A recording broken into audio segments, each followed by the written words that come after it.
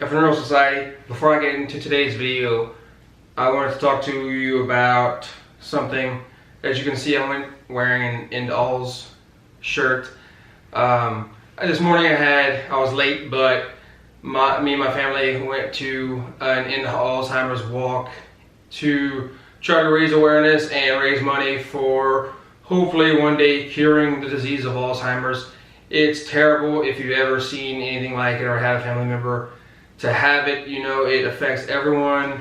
My family has had to deal with the ugly side of that, and we lost someone with the disease. So I just want to take a minute and let you know that there are hopefully ways that we can cure it. If you find whatever your comfortability level of a charity to donate to, if you could please do that. Any amount will help to one day hopefully end the disease, because as I said, it's a terrible thing for not only that person but for everyone around them to see them go through that and slowly just deteriorate. It's a terrible thing, and no one should ever have to go through that or see anyone go through that. So if you could find any charity or nonprofit organization, anything like that, that could help out, that you're comfortable with donating your money to, please do that, because we want to end it as fast as possible. It's affecting more people than you would know, so please, if you could donate any amount, it helps. So thank you for everything. So I just want to use this small platform that I have to try to raise as much awareness as possible. But with that, let's get into today's video.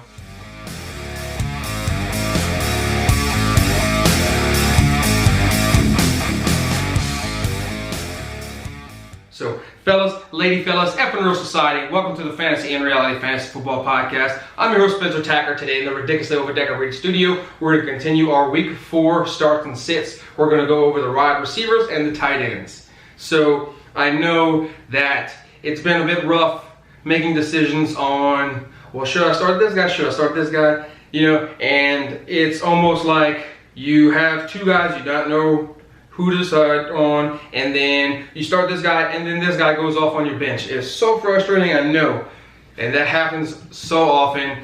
It's so annoying, but if this can help you, hopefully you make the right decisions on who to start, sit. We're not perfect, we're not experts, we're just trying to give you as much information as we think is going to be beneficial to you. So with that, let's get into it. Our first game, we have the New England Patriots and the Buffalo Bills. So with the departure of Antonio Brown, there are a lot more targets available. I mean, it's not like he was on the team long anyway, but now that he's gone, more people like Philip Dorsett have opportunities. So you can start people like that. We'll have to watch out for Edelman. He might be questionable game time decision type thing with his injury. So I'm leaning more towards starting him right now, but as I said with other injured guys before, you just have to watch out and wait until basically game time to say if he gives a thumbs up or a thumbs down. So just be cautious if you do start him and he's playing, just to see, you know, like if he's going to perform or not. So try to put him in an actual starting position and not in your flex spot, so that way you could switch up your flex spot later on in the later games. So we'll have to play that by ear. Like I said, Philip Dorsett, he could be a decent flex play for you. He's done decently well this season, and with AB being gone, he'll see more targets. Josh Gordon, he's a start. So hopefully they can get the ball rolling back, because this looks like it'll be the all-around consistent guys that they'll finally have at the receiver position for the Patriots. So hopefully it'll be these three guys moving forward. As for the tight ends, I would bench all of them on both sides, because until Ben Watson comes back, I don't think that the Patriots are going to use the tight end position as they normally would. And for Buffalo, I don't really see them using it as much as possible as you would need. So I'd bench all the tight ends in the game.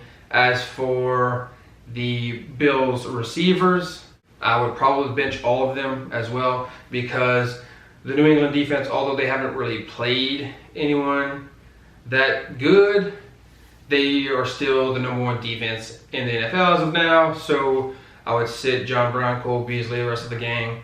So just because of the fact that as of now, the defense of the Patriots is number one. That could change when they actually play someone, but as of now, they're all the bench. The next game, we have the Tennessee Titans and the Atlanta Falcons.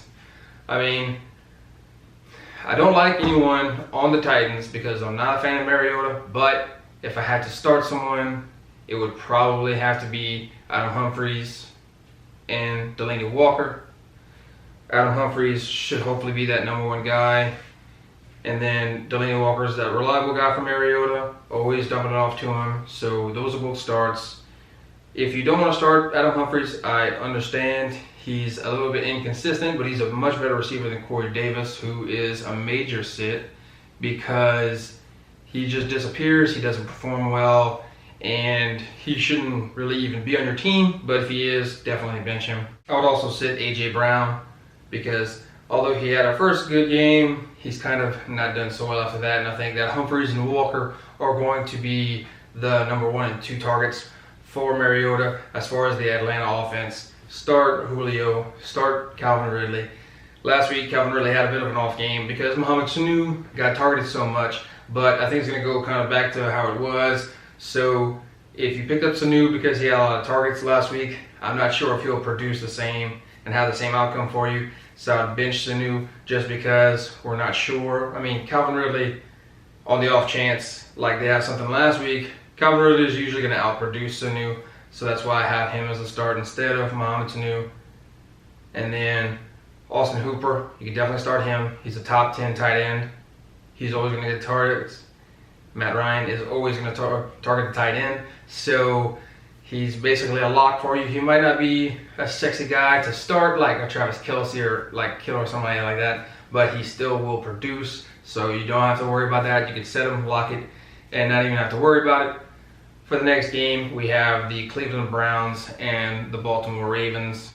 As far as the wide receivers go, on the Cleveland Browns, you start OBJ, no problem. You start Jarvis, maybe in the flex spot. Hopefully he can start to produce again. We'll bench Higgins because I don't see him being too reliable, especially with the first 2 guys starting. And then since Njoku's on IR, we'll bench all the rest of the tight ends in Cleveland because, I mean, Njoku was the best tight end there, and he still didn't see a whole lot of targets and production, so I'm definitely not going to start any of the other guys unless they just shoot up and start being awesome, which I don't see happening. As far as Baltimore's offense, I mean, you start Hollywood, you start Mark Andrews, you know, enough said. Lamar Jackson should produce, should do well, done deal, sit Willie Snead, because either Ingram, Hollywood, or Mark Andrews should get the ball if Lamar Jackson doesn't run. So I don't see Willie Snead being another guy that can produce in that offense. Next, we have the Kansas City Chiefs and Detroit Lions.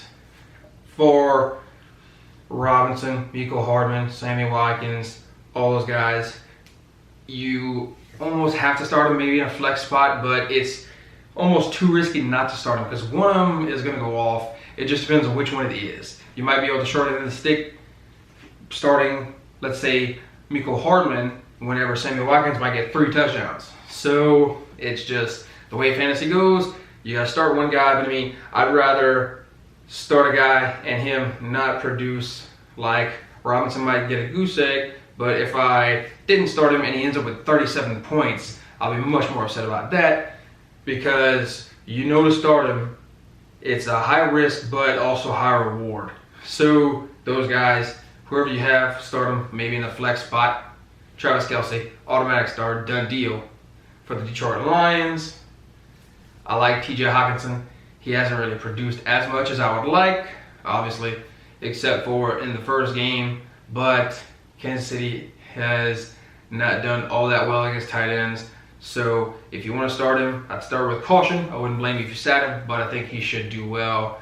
As far as Marvin Jones and Kenny Golladay go, they would both be starts in maybe the flex position because I see this being another high-scoring game. So Matt Stafford will probably throw the ball out there a lot. So there'll be guys that'll hopefully benefit and get a lot of production from that potentially high-scoring game against Kansas City. Next, we have the Carolina Panthers and the Houston Texans.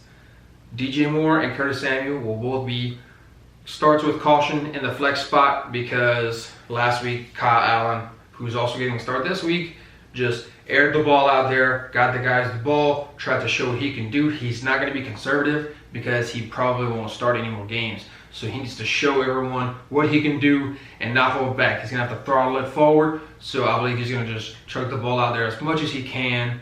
Hopefully that means good things for C-Mac. And he can produce as well. But for DJ Moore and Curtis Samuel, I'll throw them out there in a potential flex spot. As far as Greg Olsen goes, I would probably have to bench him because the Texans defense, although not all that great, they're really good against the tight ends, so I don't see Greg Olsen being that much of a productive guy in this particular game. As far as the Houston offense, start DeAndre Hopkins. He's a must start, no problem, every single week. As far as not Kyle Fuller, as far as Will Fuller and Kenny Stills, I would bench them. As far as the receivers go, also the tight ends, because I don't see them producing nearly as much and being consistent. Last week, the tight end position was a little bit more valuable in Houston, but it might be an anomaly until we can be sure that it's a more consistent thing. We'll probably have to bench them, is what I would do. But if you're in a jam, one of the tight ends could be beneficial to you. Next game, we have the Oakland Raiders and the Indianapolis Colts. Now for the Raiders, start Tyrell Williams, start Darren Waller. They're basically the only two guys that are going to catch the ball in Oakland. So they're obvious starts for me. And then for the Colts, we have to see what T.Y. is going to do. If he plays and is a full go, start him. And then we could bench Pascal and Campbell. But if T.Y. doesn't play, Pascal and Paris Campbell will be viable options at the flex spot because Jacoby Brissett is going to have a number one to throw to. And so we'll just have to see which one of those guys it is. Like I said, if T.Y. is playing, start him, bench them. If T.Y. is not playing, you'll have to choose between Pascal and Campbell to see what guy you're going to start because one of those guys has to do something. And as far as the tight ends go, I would bench all three of them, being Jack Doyle, Eric Ebron, and Mo Cox, because another good defense against the tight end are the Houston Texans. So unless Ebron sees a few goal line catches for touchdowns, I don't see any of them producing nearly as much as you would think on that offense, especially with potentially T.Y. being out. So if T.Y.'s out, you can maybe start Eric Ebron, but it would be way too risky. I mean, like I said, he could end up with a couple red zone targets and touchdowns, but it's a little bit too high risk for me. I like the more consistent and reliable options rather than all or nothing guys like the tight ends from the Colts, especially in this game. The next game we have is the LA Chargers and the Miami Dolphins. Start everyone on the Chargers. Keenan Allen is doing fantastically. Unfortunately, Mike Williams is out, so don't start him. So that could mean things for Travis Benjamin, someone like that. Virgil Green, if he's healthy, could produce. So if Phillip Rivers can get the ball to all of his targets, basically try to get as many charges as you can, start them, because it's Miami. You start everyone that you have against Miami. And for Miami, you might want to start if you had to.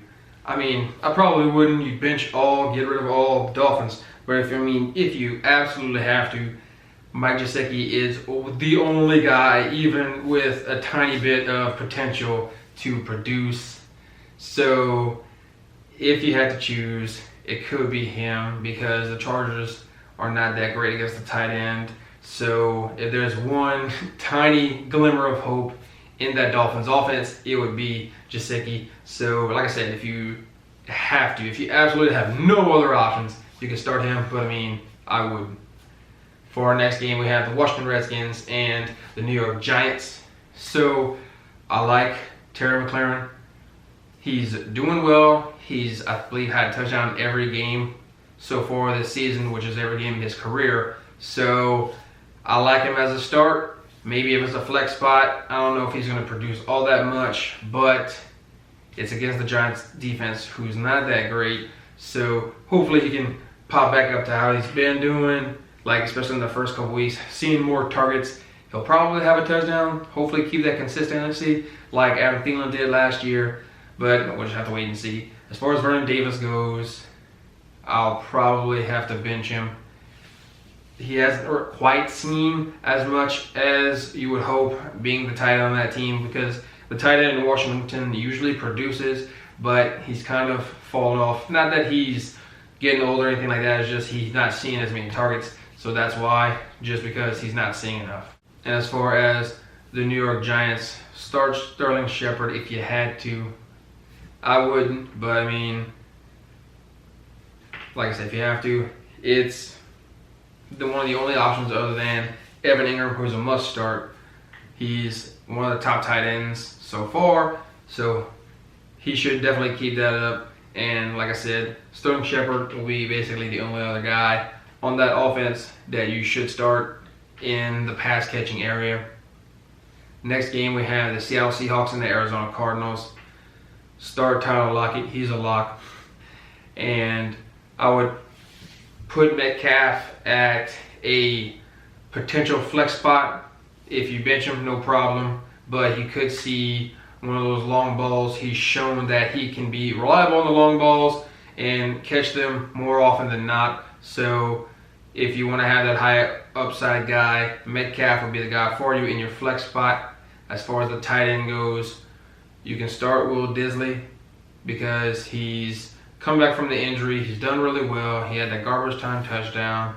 Plus, the Arizona defense is terrible against the tight end, so that could mean even more good potential things for Will Disley's production. As far as the Cardinals, start Larry Fitz. You can start Christian Kirk. Possibly both of them. Maybe I would start Larry Fitzgerald in like my wide receiver 2 spot because he's doing well. Christian Kirk in most likely my flex because they're producing. Kyler Murray is one of those guys you wouldn't start yourself, just like Case Keenum, but his weapons you would probably have to start just because he's getting the ball to him. He doesn't have as much production on his own, but as far as his weapons go, they're definitely top notch and you can start them in your lineup. As far as the tight end, don't start Charles Clay, any tight end. They're not doing anything there, so you don't have to worry about the tight end in Arizona. Next game, we have the Tampa Bay Buccaneers and the Los Angeles Rams. You got to start Mike Evans. You got to start Chris Godwin. One of them's going to go off. Hopefully, both of them see a decent amount of production because I have each of them on separate teams. So hopefully each of them can do well and not be so one-sided. Like in week 2, it was all Chris Godwin. In week 3, it was all Mike Evans. So hopefully they can meet in the middle and each have decent production. Bench O.J. Howard. Don't even think about it anymore. He's not reliable, not what we wanted him to be. So he's definitely a bench until proven otherwise. For the Rams receivers, I mean, it's just like for Carolina and a few other offenses. You have to start them. One of them's going to see a good day. You're just not sure who it is. Robert Woods is kind of starting to fall off, which is disappointing because he's usually that consistency guy. But that's how fantasy goes sometimes. So I'd start Brandon Cooks and Cooper Kupp in a wide receiver 2 spot or so. And then Robert Woods will probably be a flex because he's falling off just a bit, as I said. But if he can get back up, I mean, it only takes one game to get back in the rhythm of things and be a more consistent guy starting out to the rest of the season. So all those guys are definitely be starts for me. As far as Everett and Higbee go, I think Higbee might be injured, so it could mean more things for Everett, but as usual, I don't see the tight end being all that productive with the wide receiver weapons that the Rams do have, so I would bench Everett. I do think they're going to throw a lot more in this game for the LA Rams because the Bucs are really good at rush defense, so that's why I benched Gurley in my previous video. So that could mean even more things for the 3 receivers to see their numbers bump up. Next we have Minnesota Vikings and the Chicago Bears NFC North matchup. So I would start Adam Thielen. He's going to be that more productive guy because bench Stephon Diggs. He's so annoying this year. He's very disappointing. We're not sure what's going on. So bench him, bench him, bench him. If he starts to do well, obviously put him in. I mean, I don't know if I would trade or release him right now unless you have someone that is definitely worth the pickup on the waiver wire that you know is going to produce, that's been doing really well. So just kind of hold him. I mean, if you want to trade him for a decent receiver, then I can see you doing that. But I mean, I don't know who would want him as of now because, as I say, he's not doing very good. If you have him, you know. So bench Diggs. Kyle Rudolph, bench him as well. He's not seeing a lot. Irv Smith either. So it's kind of like, who do you want on your team that's not going to produce at the tight end position? So bench Kyle Rudolph and Irv Smith Jr. For the Chicago Bears. I would start Allen Robinson with caution. He could produce like Taylor Gabriel, who I would bench because I don't see that happening as often as it did in that Monday night game with his 3 touchdowns. And for Trey Burton, he's definitely a bench for me. He's not doing all that much, so I don't see him being a person that I would even consider putting as a starter. So he's definitely a bench for me. Next, we have the Jacksonville Jaguars and the Denver Broncos. DJ Chark is going to be a potential flex, and starting with caution because we'll see what Gardner Minshew can do. The Denver defense is okay, but they perform a little bit better against the pass. So DJ Chark would probably be the only guy in the receiver position that I would start. Chris Conley is, I believe, injured, so you definitely don't want to start him. So we'll see how it's going to go with that. D.D. Westbrook could see more potential targets because Conley is out, but Westbrook will still be a bench for me, as well as O'Shaughnessy, because as I said, Denver defense decently good against the pass, so DJ Chark would be the only pass catcher on that team that I would start. For the Denver Broncos, I would be cautious to start Emmanuel Sanders, but I would still probably would if I had to. I don't blame you if you would sit him if you have other options. Sit Courtland Sutton, sit Noah Fant, unfortunately, even though the dude's a dog. I like Noah Fant a lot, but it's just his quarterback's Flacco. So, I mean, if your quarterback's Joe Flacco, usually you don't get the start unless you're Emmanuel Sanders just coming. It's ironic that his name's Emmanuel, and it's a miracle that he's come back from his Achilles injury so quick. That could be a correlation, you never know. But as far as the rest of the guys, Courtland Sutton, Deshaun Hamilton, Noah Fant, bench all those guys. And like I said, if you want to bench Emmanuel Sanders, I wouldn't blame you. Next game, we have the Sunday night game, the Dallas Cowboys and the New Orleans Saints. I would start Amari Cooper. He is going to see a lot of production. The New Orleans defense is kind of wishy-washy. Sometimes they'll be amazing, and sometimes they'll be not even there. So we'll just have to see which defense shows up. I would also start possibly Devin Smith since Michael Gallup's still injured. Devin Smith could be a guy that sees a lot of production if Marshawn Lattimore is covering Amari Cooper the whole game. The other guys in the secondary for New Orleans are not that good, so Devin Smith could have a field day. And I would also start Jason Witten because the New Orleans defense also not that great against the tight end, so he could see a productive day. I would bench Jarwin because I see only one of those tight ends being productive, and I see that being Jason Witten over Jarwin. For the New Orleans offense, you got to start Mike Thomas. You can't guard Mike, so he's definitely going to see his production. We just have to see if Teddy B actually throws to him and actually gets the ball to him more than a couple times a game. So if they can get the ball to Mike Thomas, he's definitely going to have a nice day. We want to give Jared Cook one last try because this could be a nice potential game for him against the Dallas defense, who's decent against the tight end, but not the greatest. So he could see a few opportunities. And like I said, it's his last chance. If he doesn't produce, I'll probably drop him, bench him, trade him, something like that. So for the rest of the team, I would bench them.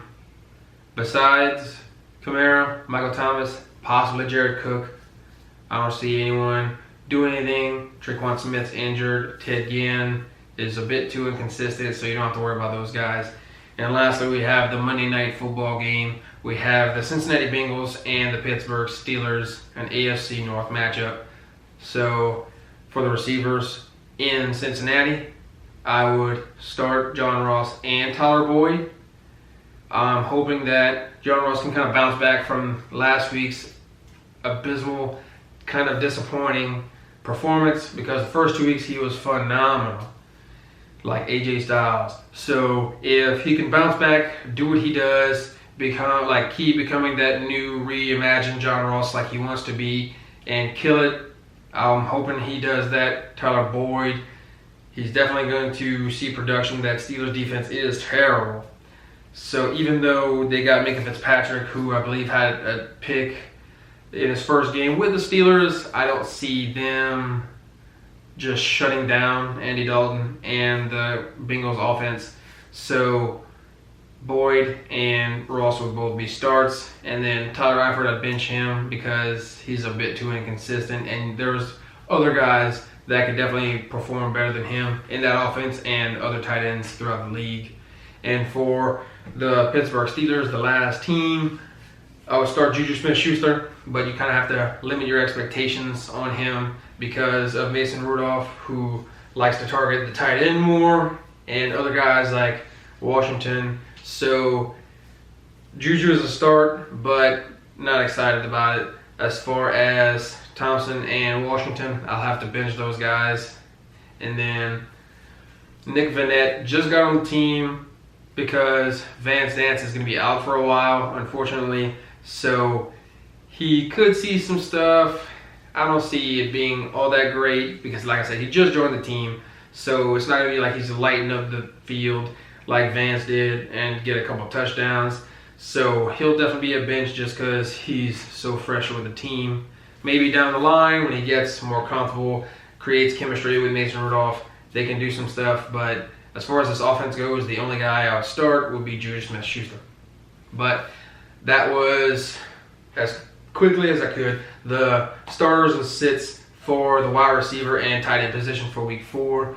Let me know who you have questions about. If you should start this guy over this guy, vice versa, let me know down in the comment section below. I'll try to give you as much of an in-depth answer to give you as much assistance as possible in making your decision. But at the end of the day, the decision is always yours. So don't freak out if I told you to start someone and sit someone else and they do the opposite and the guy on your bench goes off and the starter gets a goose egg. We can only predict what they're going to do. It's not 100% accurate. It's just speculation, which I mean is basically all fantasy football is. You know some guys are going to do well, but they could possibly not. So anyway, your decision is final. Make the decision that's best for your team. Go with your gut. Live with that choice. But as always, thank you for tuning in and thank you for your support. Leave all questions, comments, top suggestions down there in the comment section below. We'll answer anything and all things that you have. As I said, as in-depthly and accurately as we possibly can to try to benefit you as much as possible. Remember that sports is supposed to be enjoyed together, so please tell someone about us, watch together. We want to grow the community as much as possible. The FNR Society just needs to grow exponentially, get as much exposure as possible. In order to do that, you gotta smash that thumbs up, hit subscribe, so we can keep trying to give you as much content that helps you as possible. And don't forget to hit the notification bell so you can get the information as soon as we put it up. You can get it instantly and be notified of it. But lastly, God bless America, God bless fantasy football. Take care.